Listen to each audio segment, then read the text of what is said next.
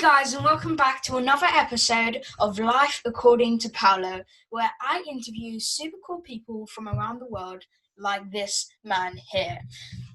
He's not only the founder of his own bank, but he's also planting a seed. And when I mean a seed, he's planting something for the next generation that will be epic. And that is what he's going to explain in this interview. And he's going to explain what Borg Investment Bank is, who he is, and of course, the seed that he is planting for the next generation. So, hi, Dr. Bailey. Thank you for coming on.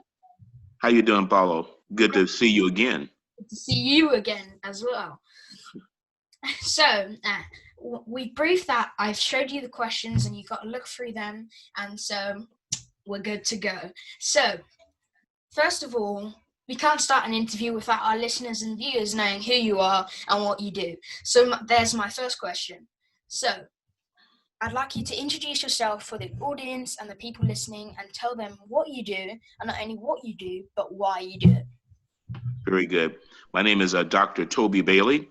I'm a founder, chairman, and global CEO of an investment bank called Borg Investment Bank. We are a boutique investment bank.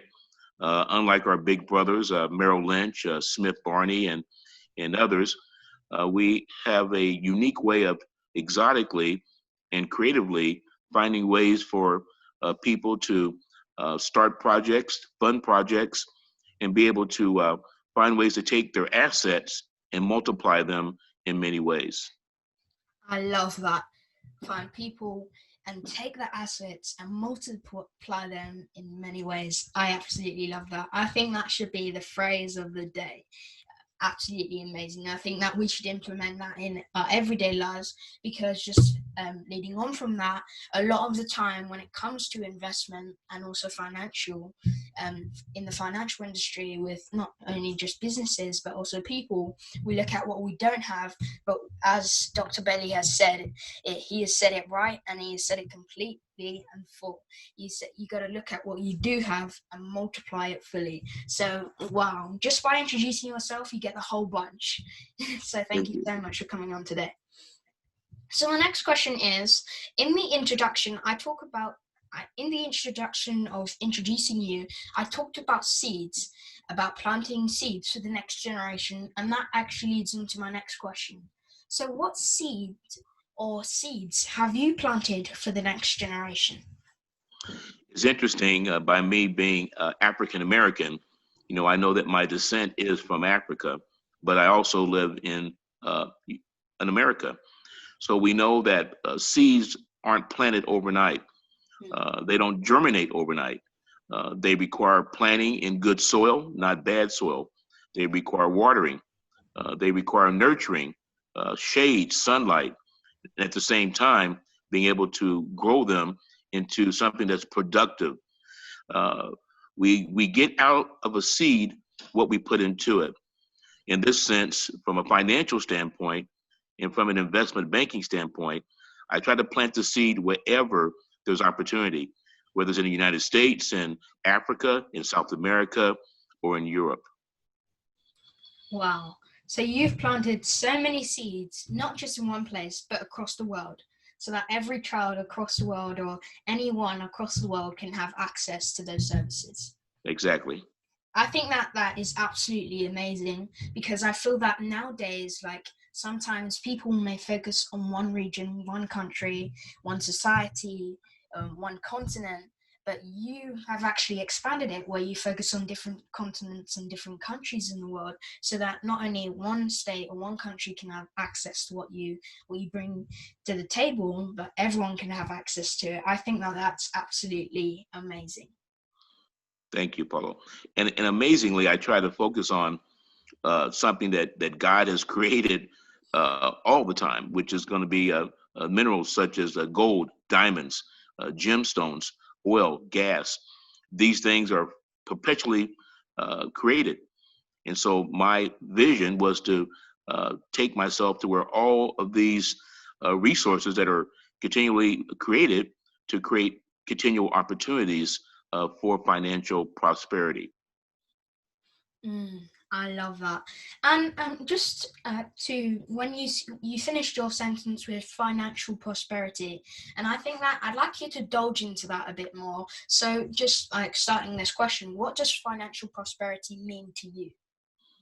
Well, what it means to me is being able to uh, have something accomplish and be able to perpetuate it yourself without the help of others. Many times and people say, well, humanitarian. I say, well, I'd rather not give somebody money. I'd rather teach them how to financially or physically fish or work for themselves, to allow themselves to be independent of others, but still be able to financially see their own future controlled not by others, but by themselves. Wow. You allow people to control their future, not by others, but by themselves. I really love that because I believe that, like, just even expanding from what you said, a lot of the time now like we like if someone needs money, we'd be able to give that to them. Well, one time is great, but not all the time. And I love when you said that you wouldn't give someone money, you teach them how to make it, because the same problem will arise where they keep on asking you for money. But whereas if you teach them how to make money, they know how to make money by themselves. And Exactly. as you said, they'll be a financially independent and also an independent person because you can use that in different aspects of your life. Wow. Exactly. You can apply it to anything, business relationships, financial relationships, relationships with associations, with governments. It's all applicable across the board. One thing may equal many things. And just by just 2 questions or maybe 3 questions being asked, we found out all of this. It's absolutely amazing. There's so much to you, Dr. Bailey. And I'm sure we're going to unreveal all of those in this interview. So my next question is, before, as I said, we talked about seeds. So there's one thing, planting a seed, but there's another thing, your seed harvesting. So that leads on to my next question. What is your seeds or seed harvesting for the next generation?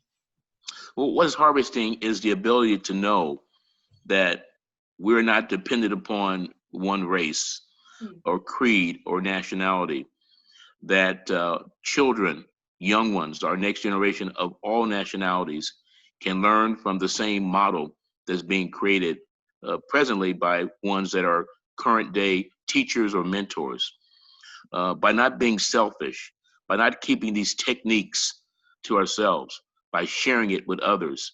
Sure, we make less money, but we now share with others to allow them to pass on the torch of financial investigation, financial analyzation, and financial execution, and then managing those financial realities.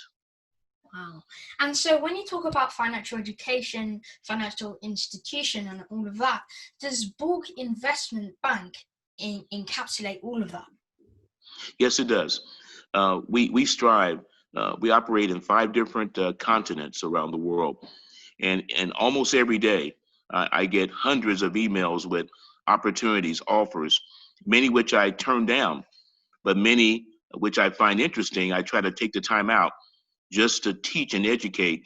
Even though a client may not come to me, I always feel as an educator, as a professor from DeVry University here in the United States, I always want to find an opportunity to teach, whether it's young ones or old ones or ones that are just not informed at all, that they can allow themselves to learn to financially make a project work not only for themselves, but for the people around them. Wow. I loved what the last thing you said was not only make a project that works for themselves, but works for others.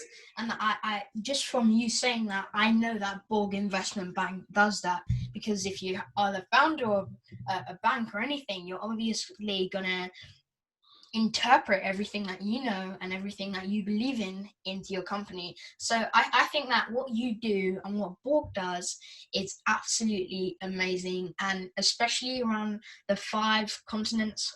Was it 5 continents or countries Yes, around it? right, Yes. 5. Wow, I think that's absolutely amazing. Wow. I'm meant to be the interviewer, but really I have no words, because I think that everything that you and Borg Investment Bank does is absolutely amazing. Not only talking about financial education, but just talking about everything, about not just keeping your knowledge to yourself, sharing it with others and expanding that. And just by you saying that, you haven't kept all your knowledge to yourself, because by you said that you've expanded out 5 continents, you definitely haven't kept all of your knowledge to yourself and the bank. So I think that is absolutely amazing, and it's great to see someone who actually is someone who cares about the world and cares about others, because I think that that's a problem nowadays. Too much people are too selfish, and like what you said before, people are way too selfish nowadays, and it's just great to see someone like yourself. So I think that's absolutely amazing. So thank you so much for just explaining what you said and everything that you said. Thank you. Oh, okay. So my next question is, in terms of financial education, why do you think that learning financial education is important? It's important because we all may have a primary education in school, even a secondary education in school, but the things that are taught in the business and financial world cannot be taught in a class at all. It has to be experienced. But of course, having the basis or foundation of classwork tied with the reality of actual work allows that person to have not only the experience, but the ability to teach others. As a professor, I learned that you can be a good teacher, you can be a good businessman, but there's very few businessmen that can actually teach. So I feel that my love of being a teacher, a mentor, plus my ability to be a good international businessman, all tied together, allows me to have the ability to not only learn, but to share with others the same ability that can be taught over and over again. Wow. I'd like you to expand on the part when you said that financial education can't be taught in the class, it has to be taught by experience. Please, may you expand on that? And because I thought that that segment was really interesting. That question again is what again, Paolo? So before you said that financial education can't be taught in a class, it has to be taught through experience. So I'd like you just to expand on that, please. Right. Amazing, because when you look at this, you look at textbooks that you have, just like when you learn that you look at a textbook written, by a European or by an Asian or by an American, they may only talk about that type of nationality in the books. But in reality, the truth is there's many other blends to it. So when I taught at the university, I would have 2 different blackboards or whiteboards.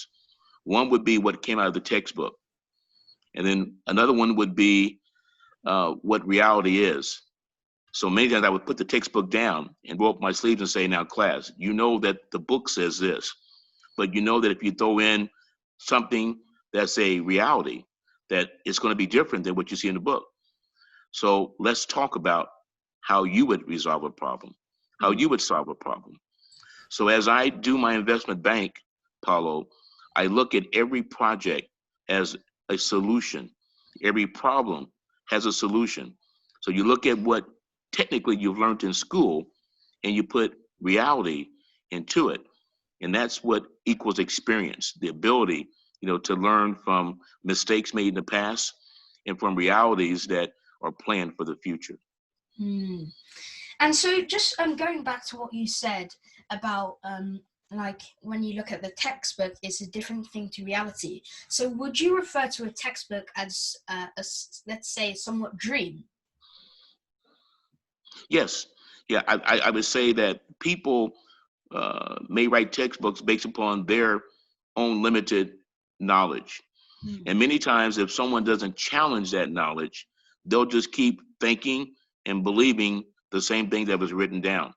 So again, experience, the ability to see new realities, is what now creates new textbooks, not written, but many times what's in your head, what you pass on, through uh, uh, mentorship, what you pass on through actions, what you pass on by being present in solving new realities. I love that, being present in solving new realities. And so, if like one of our listeners was going to go into the financial industry, and someone referred to look at a textbook for financial education, would you refer that to people, or would you say it's not something that you look in a textbook, it's something that you have to experience? Which one would you say if you were in that instance? It takes a little bit of both, Paulo. But if someone strictly learned from experience and not have any textbook background, there'll come a time when he or she may be faced with realities of certain formulas being the norm. So it has to be a combination, of knowledge, and a combination of reality, and a combination of actually knowing that it takes money to make money. Yeah. You can have a great dream, you can have the best invention in the world, but unless you have some money, someone believing in you, someone investing in you, it's never going to happen. And if it does happen, that someone with the money is going to actually take control of your idea. So that's where financial responsibility comes in. Not only the ability to have a idea, but to have others believe in your idea enough to invest in your ideas so that not only can you prosper, but they prosper because they assisted you. Not only can you prosper, but they prosper because they've assisted you. I think that is something that everyone should implement into their lives. Just something to say in the morning in the mirror every day. And I think that is actually, that encapsulates literally everything, whether it's from the financial industry to, let's say you're yoga meditating. I think that literally encapsulates everything. So I think that was a very, very key point. I absolutely love that. And so my next question leading from that is, I'd just like you to share why you started Borg Investment Bank and where do you see Borg in the near future? That's a great question, Paulo. My company started first as a consortium of gold mining. Then it converted into gold and diamond mining. Then it morphed into gold, diamond, and oil and gas mining. These were all resources that I felt and visualized would never run out, that I would never have a problem finding them because this is what the earth keeps replenishing on an ongoing basis. But then once I realized that there were more expenses needed and that people required my assistance, then I went into a holding company that I called Borg Global Holdings, which allowed me to invest money into mining projects, but I would now control it. And I would still allow them the chance to mine and give them equipment. I would buy their assets that are produced. But then one last challenge happened is that once people saw that you were successful, they would limit the money because they knew that if they didn't give you the money, you couldn't prosper. Yeah. So I saw the need now to create my own ability to create my own bank, my own method of using the banks and using their instruments to allow me to leverage the assets that are there in the ground, the gold, the diamonds, the gemstones, and find unique ways to create my own structure, to create my own new money, to allow me to not only finance my own projects, but to finance those of others. Only from the wow. And so, you've explained why you started Borg Investment Bank, but I'd like you to explain where do you see Borg in the future? So, like, what do you see Borg as in the future? Well, I see Borg as an integral partner to literally any industry that is creating a resource. And by that, mining, such as the minerals of the earth, are done in every continent, in the world. So those opportunities are worldwide. Thus, we know that we have a global construct to work with. And we know that we see Borg as an integral part because why? The banks act fairly slowly, in giving loans. People can't get loans all the time on their good looks or on their good business plans or even on maybe limited resources. But Borg has found ways to manipulate, to leverage and to find ways of taking those unusable resources to themselves to be able to hypothecate them or create them into what we call a special purpose vehicle to allow that business or project to not only be started, but to be funded and to grow. Wow. I think that what you said is deeply profound because it's one thing, like as a founder, you have a lot of things to do. And it's one thing starting a business, and it's another thing knowing where you want the business to go. So I think that just to listen to a founder of especially a bank, because that involves money, right? And especially because a lot of money has to go into a bank. So it's really profound, and I'm really grateful and really honored to see that a founder knows where they not only want their business to go, but know where their business is going to go. Right. Well, Paolo, I have one unique advantage. Borg Investment Bank is not a commercial bank. We're not a bank that sits on the corner and say, open a checking account, open a savings account, and we'll take your money, pay you interest. But by being an investment bank, we basically now will take what you do have as an asset. We do now show you how to manipulate that asset. And at the same time, we make money by making our clients money. So it pays well as an investment banker to understand that every project has a problem. Projects that come to me aren't just natural projects. They're projects with a problem. We have a need. We're halfway there, but we can't get all the way there. So that's where I go to work to hypothecate or create multiple options, multiple solutions that can help a client get from point A to point B, allowing them through education to learn how to help themselves and to help them not to use the bank by asking them for money, but now they use the banks to tell them what to do with their money. Wow. I think that it's kind of like a game changer of the industry, like a little twist in the industry, because I think that that's really amazing and really profound what you do and what Borg does and what Borg contributes not only to the people, not only to the business, but also to the people who want to know, how do I use my money?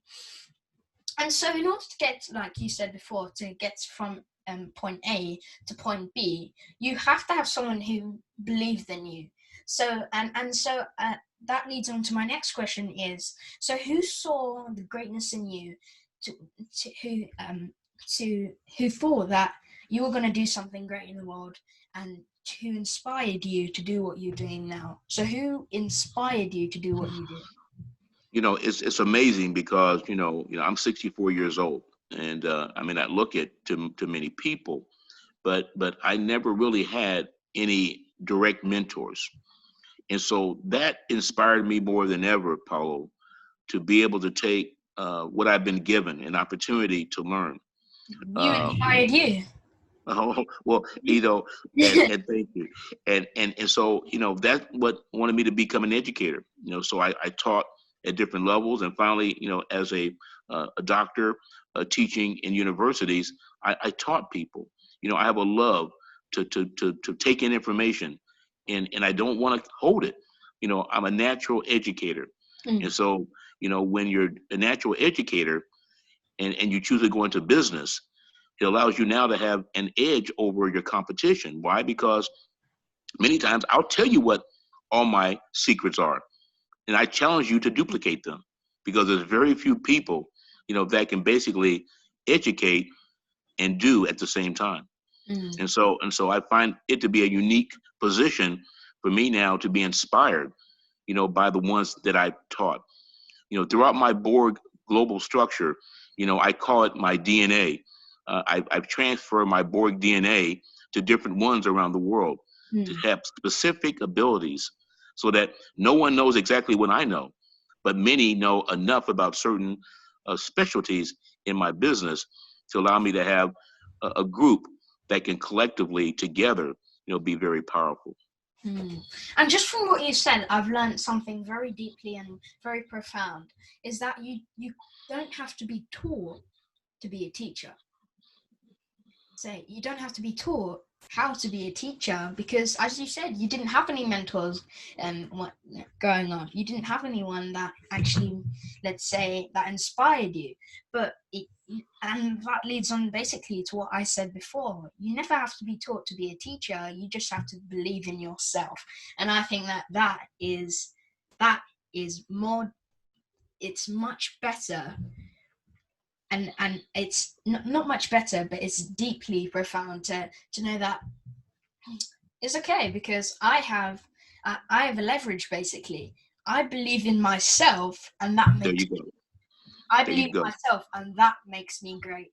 And there you go. Yes. And and that brings me back to something personal that I did for you and for your family. There was a song that George Benson wrote, "The Greatest Love of All," and it reminded me of myself, but then it reminded me of people like you too, Paolo.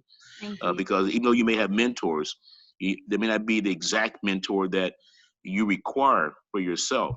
So you don't want to mimic anybody, but you take some from one and you create the new you. And in this case, the greatest love of all is having your own dignity. And people can take away your business, they can take away your pride, but they can't take away your dignity, what you have as your how and your why inside you. Wow. I know I'm not old, but I actually love that song. I believe children. Yeah, I absolutely love that song, and I feel that what you've just shared is, well, I don't think there's a better word than deeply profound, because I wish there was one better than that, because I think that everything you said just up until now in the interview, I think that the viewers and listeners, everyone listening, I've actually learned so much, and I think I've learned more than I think I've because I'm right here interviewing you. I've learned so much. Like, I've learned what you have learned in 64 years. Yes. And I'm learning that right now. And I just want to say it's an honor to learn from the great professor, Dr. Bailey. And I think that just to listen to everything that you've said up until now about financial education, how teaching you about being independent, not only in like any area of your life, but especially financial education, and especially you don't have to be taught to be a teacher, and you've got to believe in you in order to do something great. And I feel that you, like Martin Luther King said, he had a dream, and I think that you had a dream. I know that you had a dream as well when you was younger, and I'm sure that dream has come true. Right. And it's that was my dream. That was my dream, to be an educator, and then to be a mentor, and to be a game changer in a world where people didn't think that you would be only one color, one nationality. Many times as I grew up being an African American, I had to be twice as smart as my counterparts to get the respect. But now I feel that I've self-taught myself through education, through business, and through keeping to my vision, that I don't need to worry about how smart I am. I know that now people look up to me and they work with me, not as a competitor, but as a teacher, even at all times. And that leads on to me saying that even the smartest person in the world may be the dumbest person in the world if they don't have a dream. There you go. And stick to that dream, because you can lose money overnight. But if you got a great idea, a great construct, a great ability, a great dignity, you can always reinvent yourself at any time. You can always reinvent yourself at any time. And this interview has reinvented me. I feel that just learning everything, like whenever you listen to someone, you always take bits of them, and I'm sure I've taken a whole lot off of you, because I feel that I've learned so much just from an interview. Some might say that I may know it all, but no, I don't know it all. When it comes to financial education, I come to people like you to not ask for, pay £50, you have to teach you something. I come for your guidance. That's right. So I feel that we just want to say thank you so much. I'm really grateful that you've allowed me to interview you here on my podcast, not just to talk about flies in the air, but talk about who you are and who Dr. Bailey is behind the curtain. So I think that was absolutely, this interview it's going to stick with me my whole life. So thank you. Well, thank you. I just want to say one last thought is, just imagine the possibilities of what you can do with your life. Yes. Just imagine what you can do for your financial future, not only for yourselves, but for others around you. Yes. And Dr. Bailey, it's not finished yet. Don't go. Questions aren't finished yet. So it's not. Oh, okay. Yeah. And please say, imagine the possibilities again once we finish this interview. Just before we finish. Yeah. I think everyone wants to hear that. When I get older, I have to have your voice. Otherwise, I'll be disappointed. Thank you. Thank you, Dr. Bailey. So my next question is, what criteria does a company have to, or a company or an upcoming business have to have in order for Borg Investment Bank to invest in them or teach them how to leverage or use their money? That's a good question, Paolo. It's sad that everybody has a good opinion. Everybody has great ideas. But many times, I said many times, it takes money to make money. So I tell people to always have a good idea, have a good management team, and be able to have enough money to invest in it yourself, to impress investors, to impress bankers, that you have taken enough of your own risks to ask for them to risk their money and their time in you.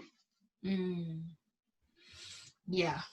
I think that is the best criteria in the world, just to know that all you have to do to meet a certain criteria is know that you have to believe in you. I think that is absolutely amazing. Wow, that's literally the best answer I would have anticipated that you would have given me. So wow, my God, wow. And it really does go to show that you are a very good teacher and a professor, just learning from, I feel like I'm literally learning from the best. Thank you, Paolo. Yeah, thank you. Don't say thank you to me, I'm saying thank you to you. So that leads on to my next question. We actually talked about this before, and you explained that Borg Investment Bank is not a commercial bank, but it is an investment bank. And so if the viewers and listeners and anyone who's watching this doesn't know the difference between a commercial bank and an investment bank, I'd like you to explain that now, around the difference between a commercial bank and an investment bank and what Borg has to offer. Okay, good. We look at banking at multiple levels. You may know when you were young and you opened up a savings account and you broke your piggy bank, you took it to a savings bank or a credit union. Then as you got older and more sophisticated, then you said, well, I now want a checking account where I can write checks. And now I want to borrow money against a line of credit. That would be a commercial bank. But one step even above that is an investment bank, where now that I've acquired some form of investments, a CD, stocks or bonds, a large savings account, an inheritance. Yes. All of a sudden now you're able to work with an investment bank, because now an investment bank doesn't really give loans, but it can actually take money from investors and multiply it, either through what we call trading, through the commodities of the world, or by monetizing it and creating instruments to fund a project. And then Borg will either take a participation part of it, or Borg can even actually secure and buy the whole project out. It all depends upon what criteria that Borg is needed. Many times it may just be advice. Yeah. Many times it may be Borg being involved. And many times it may be Borg showing them how they can make more money from their existing assets or money. Mm. And so that kind of leads me on to my next question from that. So I know that when you set up a bank, you have the choice to choose between setting up a commercial bank and an investment bank. So why did you choose to set up an investment bank rather than a commercial bank? Well, because a commercial bank ends up being owned by many people. A private investment bank now sticks more so to my true belief of helping individual projects, individual clients, individual countries. So many times a commercial bank is relegated or limited to its region, to its locale, whereas an investment bank is international. It allows me now to do what I do best, not only in the United States, but anywhere in the world. Wow. I think that's amazing to hear, that you don't just want to be in one place, you want to be in lots of different places around the world. So not only one type of country or one type of race can have access to that, but every race and every country from around the world has access to that. And I think that's not a hard decision to make, but many of us make the wrong decision. I'm not saying setting up a commercial bank is a wrong thing to do, but if you're going to choose between focusing on, giving your services to one certain place and then choosing between saying giving your Right, products and services to the whole world, I think that's a very easy choice to make. And right. and I'm sure many of us could say that you're one wise man. Well, and there's nothing wrong, Paulo, with having a localized bank. Yeah. If you have a specialty, a niche, but Borg's niche is global. Yes. So Borg's natural niche would be is to create a global institution that will allow it to not be limited to just one region of the world, but to all regions that it can service through its specialty products. And what I said before was, and what you've deeply said, but going back to what I said before, I'm being respective of all the other commercial banks in the world. Well, with some banks and commercial banks, well, they are the reason why they picked to set up a commercial bank is because that would only be necessary in one place in the world, or maybe just so many places, or maybe a few places in the world. So Right, that's right, what right. when I mean. Go on, Doctor. But another big difference, Paulo, and I'll help you clear that up, is that commercial banks, they only deal with money. You can't give them rough diamonds, rough gold, minerals. They don't work in that playground. But as an investment banker, as an asset manager, it allows me to take those assets. I can put them into my vault. I can now manipulate them. I can now structure deals with hedge funds, with insurance companies, Yes. with other investors. So what I do, I creatively structure deals that banks can't do, that only private banks can do. Yeah. And so this makes an investment bank uniquely able to make money from both sides, from both the one that has the money and from the one who has the project. So an investment banker can never lose because it actually writes the deal in which it pays itself. And I think that it's deeply profound what you've just shared, because if anyone was watching now and thinking of choosing between setting up a commercial bank and an investment bank, I'm sure they know which one to choose, and that's respective of anybody's decision to set up a commercial bank.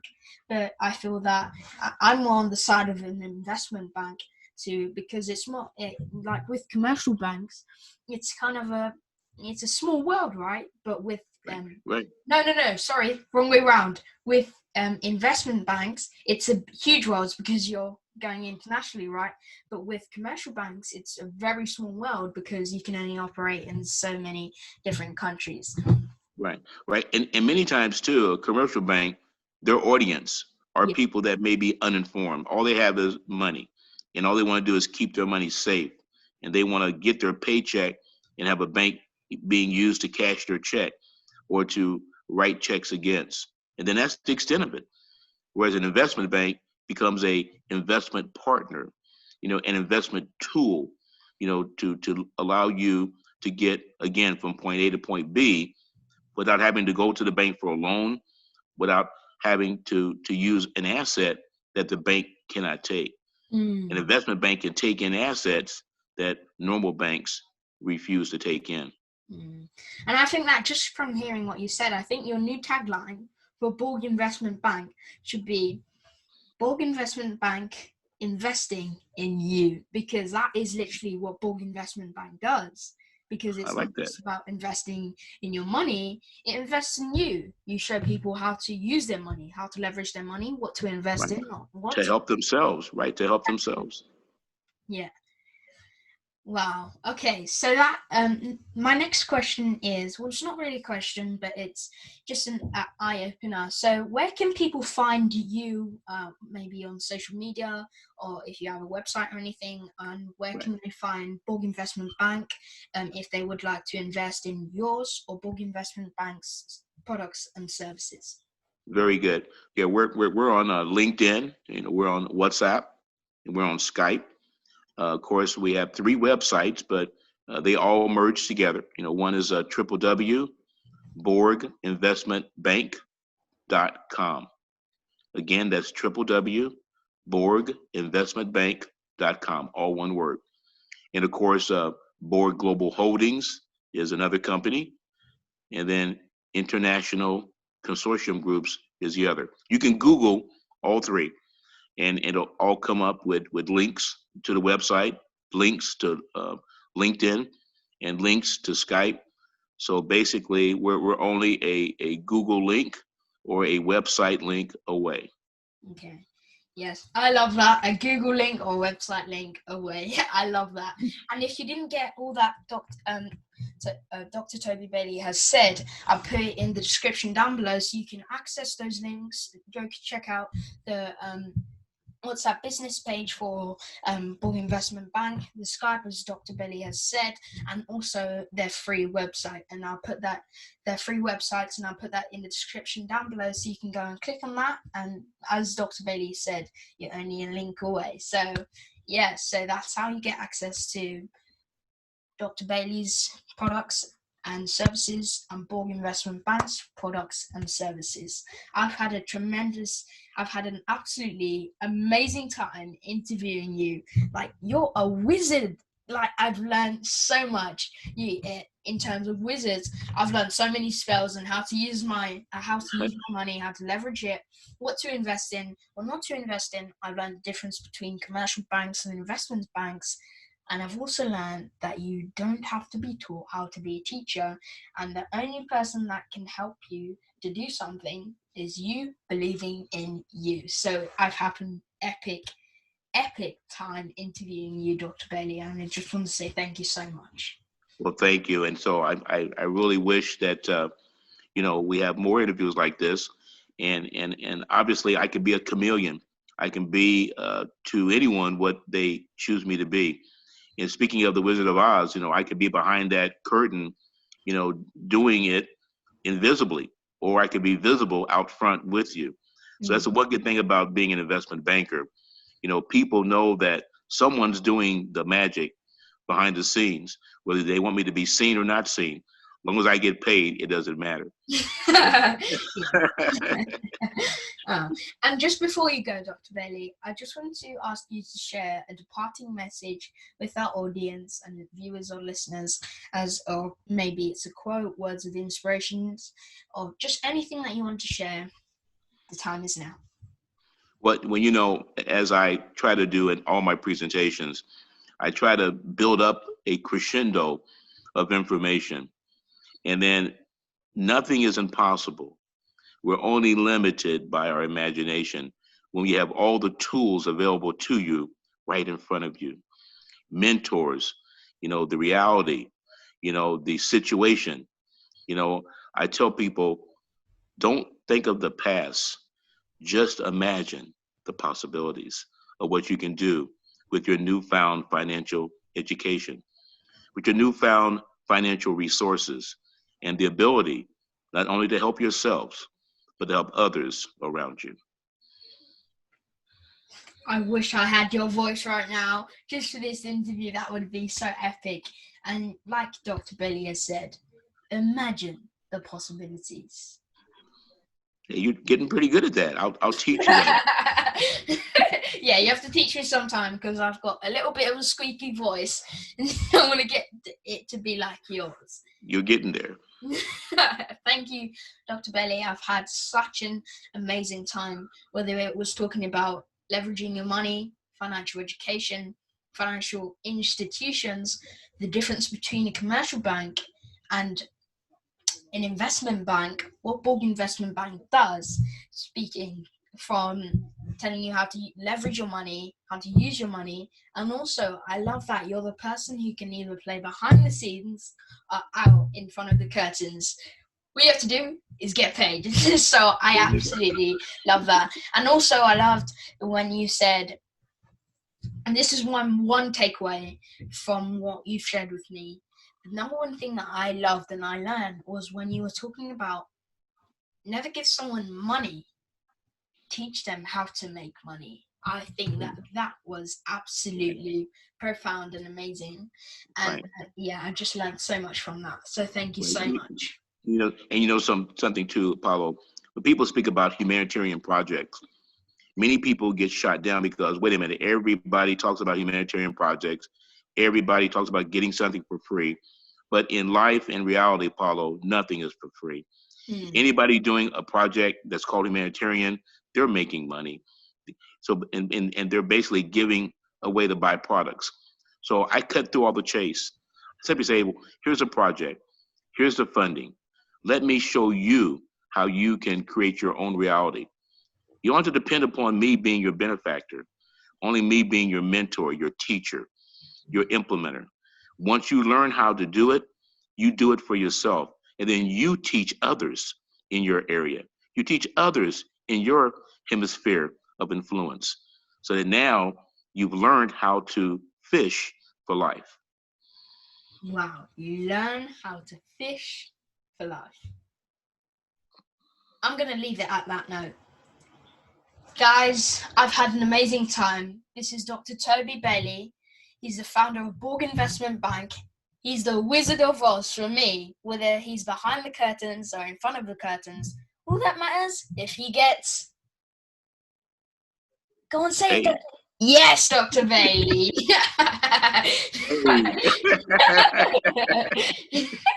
I drink to that with my grape juice. There you go. Wow, I've had such an amazing time, as I said before, and just thank you so much for letting me interview you today on this very fine day. Well, it's a very fine day for me because I've got to interview you. So thank you so much. I've had so My much pleasure, fun. Paulo. Thank you. And many great endeavors for you in your near future as well. Thank you. Have a lovely day. You Bye.